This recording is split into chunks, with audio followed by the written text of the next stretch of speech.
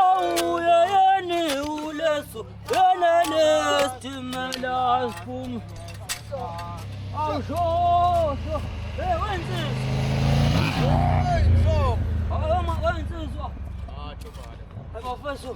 ngisacela sithi ukusondela ngapha madoda kunento engangiphethe kahle madoda Wabafowethu hayi asondeleni insizwa zakithi asondeleni madoda hayi madoda hayi kunento engangiphethe kahle insizwa zakithi Hey Pholo nawe Dlamini Yanjo madoda ukanamathuluzi sisebenza ngawo madoda Nithini le ndaba Pholo wasayiphatha lelo buka leli la manje Phukile lephi ngikasha kanje la edwaleni Liphule. lizoshala kumina ngingalala esibhedlela inyanga yakho kungaholi ukukhiphela le company Hayi bo